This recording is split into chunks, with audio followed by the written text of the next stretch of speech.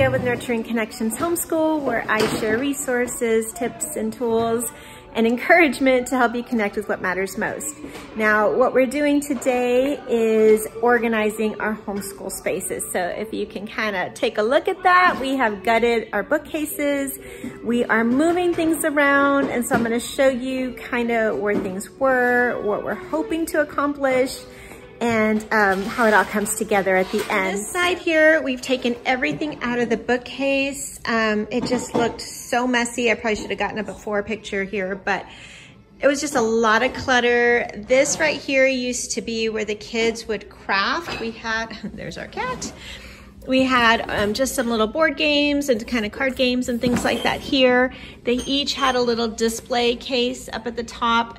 And then they had like craft supplies and things, but as you can imagine, it just started ending up being like papers everywhere and stuff sticking out of these little bins. And so I'm trying to kind of organize this, and what it looks like I'm gonna do is just put my daughter's homeschool materials there so that she can use them when she's sitting there at her desk.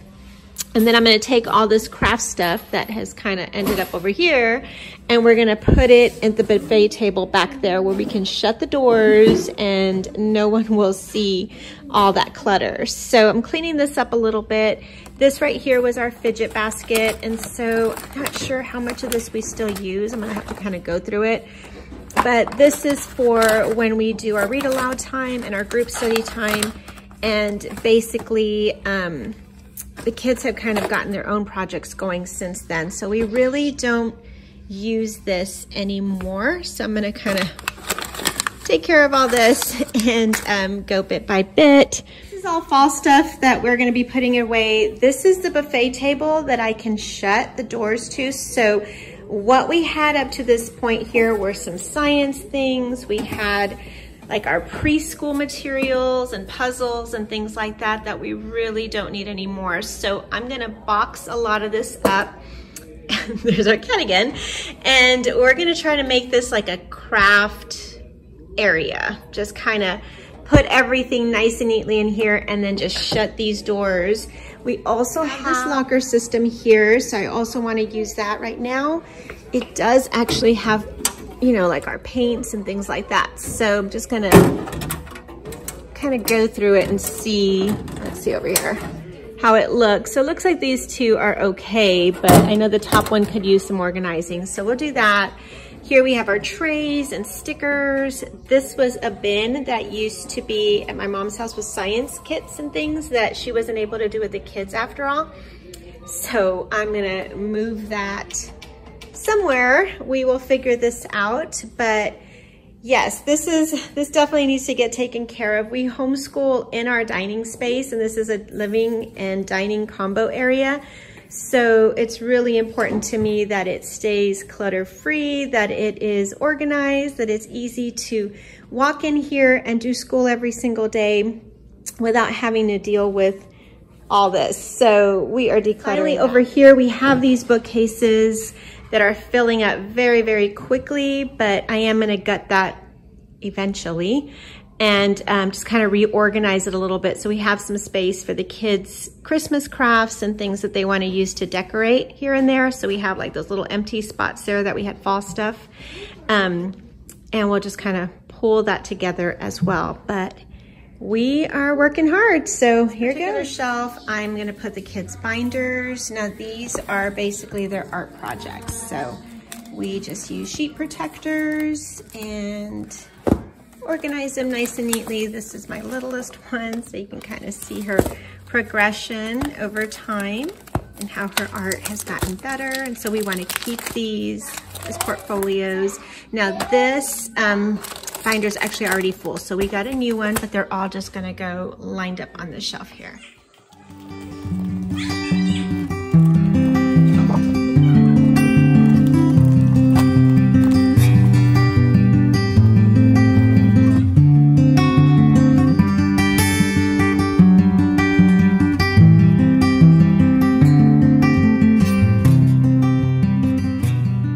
Okay, so our bookcases are now done.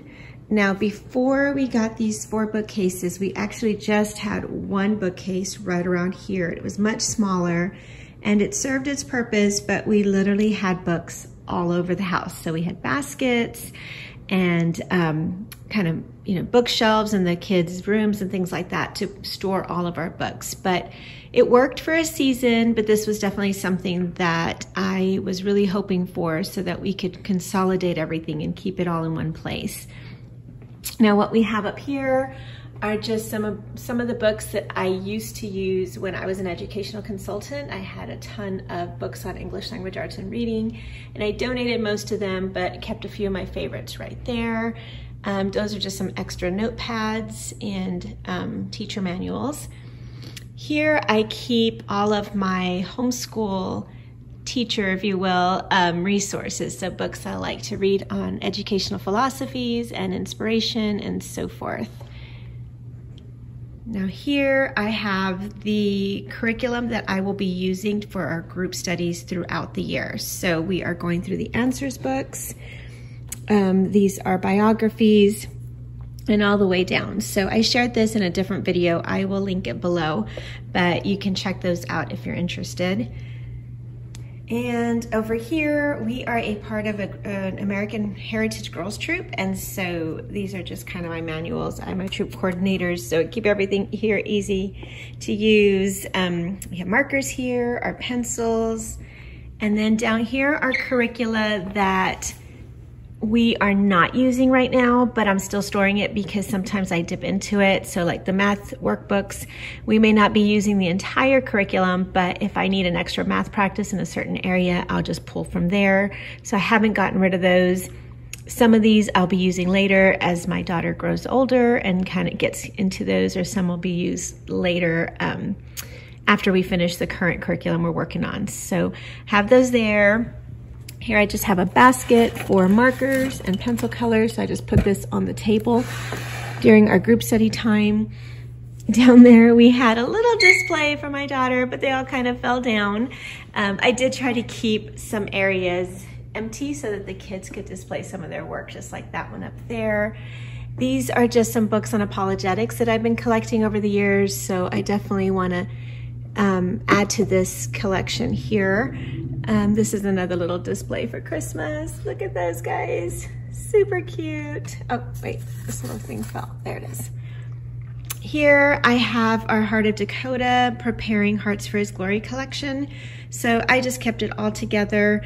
Because this is a sweep, I also just put in some of the books I had purchased with my father's world that I thought would be a good fit anytime we're studying world history.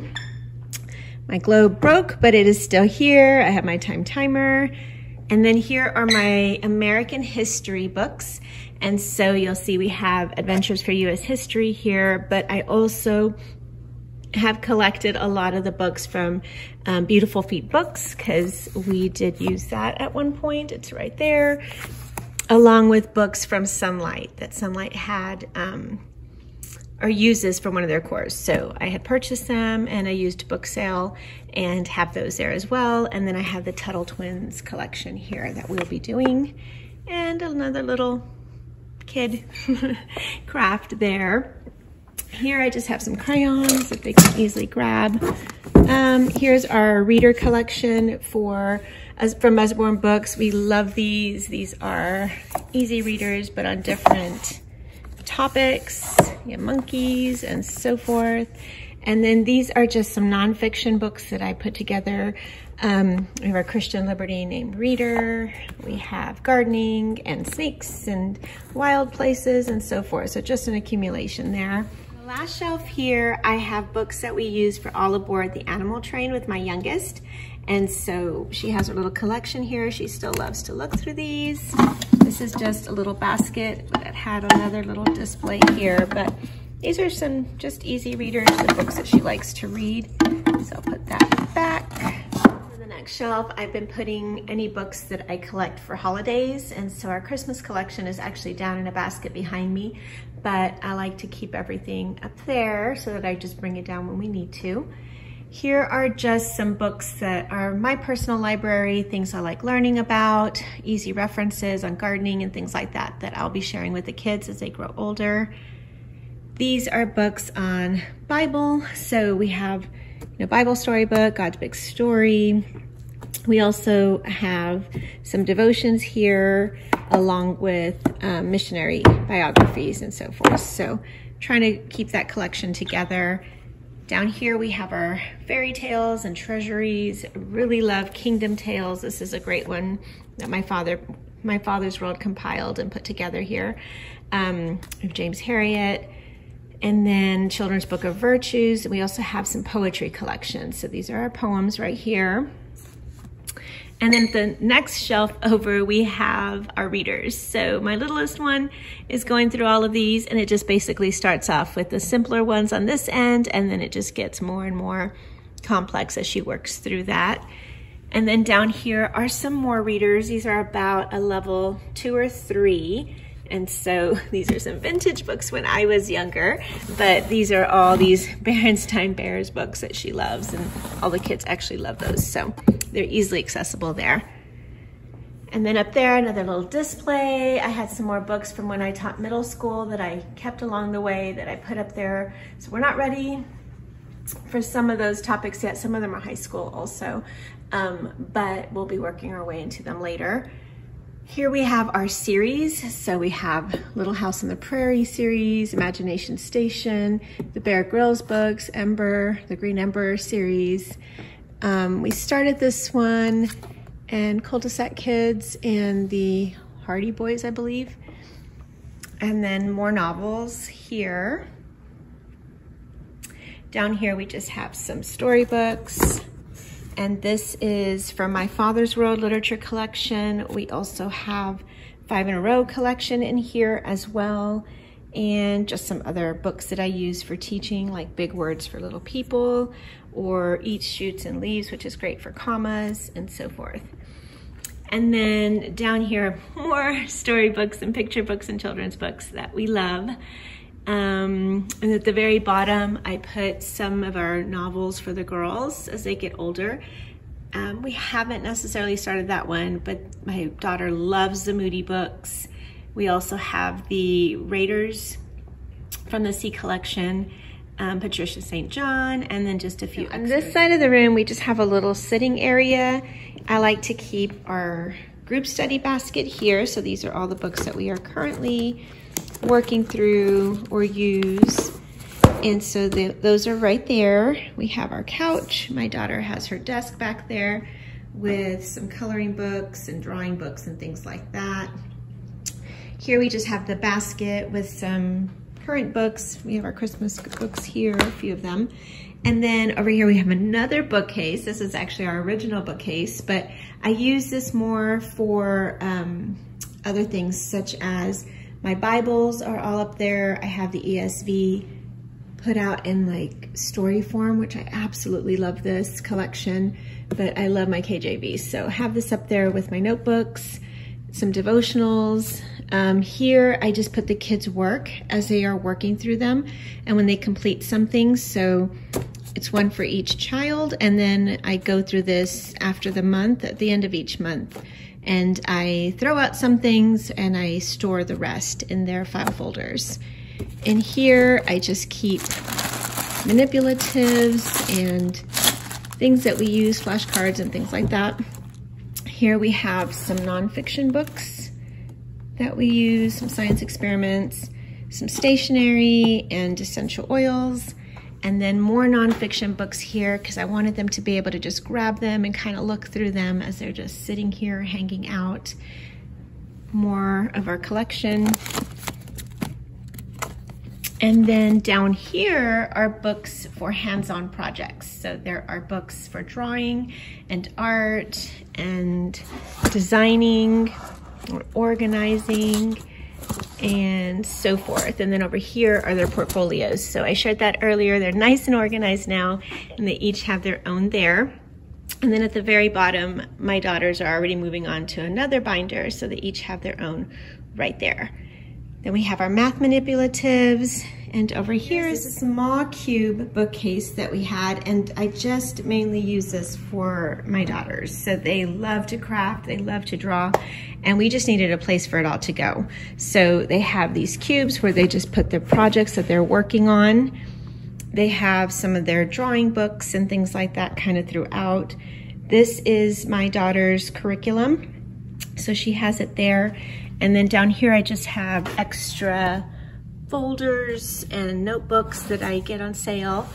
We have a little game cube here so we can easily pull out a game and hang out together. And then she just has some extra notebook pages there. So from here we have our dining room table. Now this is what we use for our group study time. So it is a farmhouse table that we had custom built a while back ago with a finish on top that is super easy to wipe off, but even then you can see that it has been well loved over the years. Same thing with our chairs. We have found that they take on more of a beating because they're metal and are easy to wipe down. So each and every day we clear out this table, we clear out our buffet table so that it is bare just like this and ready for learning for the next day. Now over here we have our cart, and so it just has all of my manuals and things for my youngest, flashcards and manipulatives, and then their craft supplies down there. So they have their glues and paints and scissors and paper. Here I just have some notebooks that we are using for their group study time, so I can easily pull that out. And then I'm replacing some of those cubes that you just saw on the cube table. So that's what that is. And then in here, I am now storing, the CDs are still at the top. So super easy. Here are just some science things that we use along the way. The kids like to mix stuff and all that good stuff, so it's there. And then here are just some craft supplies, just a few craft supplies, things that they can paint or work on. And then I put more in here. So all their construction paper went here, some scrap magazines and so forth. We have their stencil kit. Those are do-a-dot markers. These are activities for like beginning reading and math, but I still pull these out every now and then for fun. This kind of does some drills with the math facts, so I like that.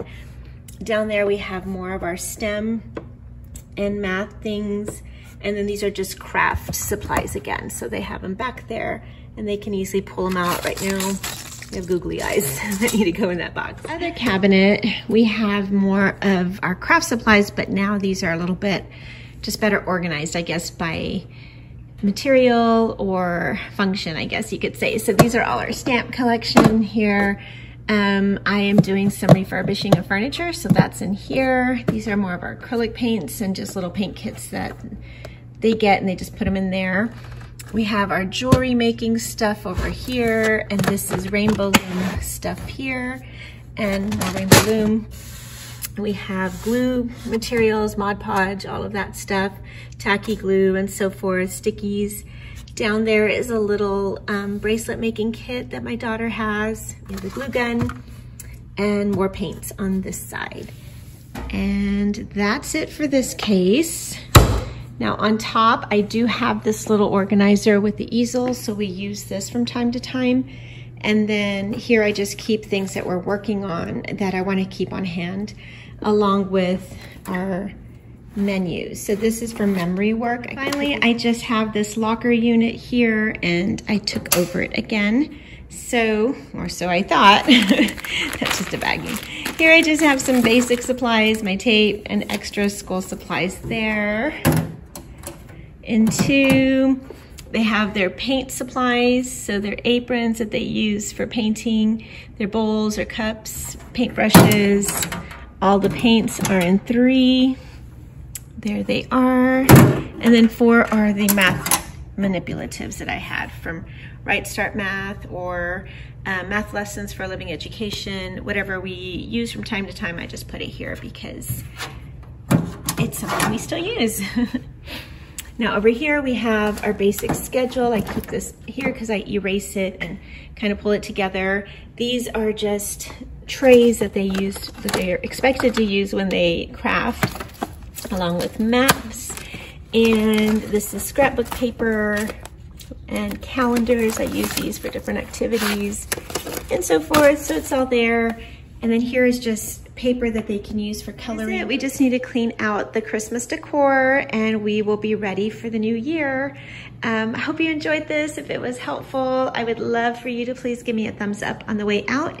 If you have any questions about any of this or would like to see something more in depth or more explained, just let me know, drop me a comment. I'd love to hear from you. But thanks for watching. I'll see you here next time.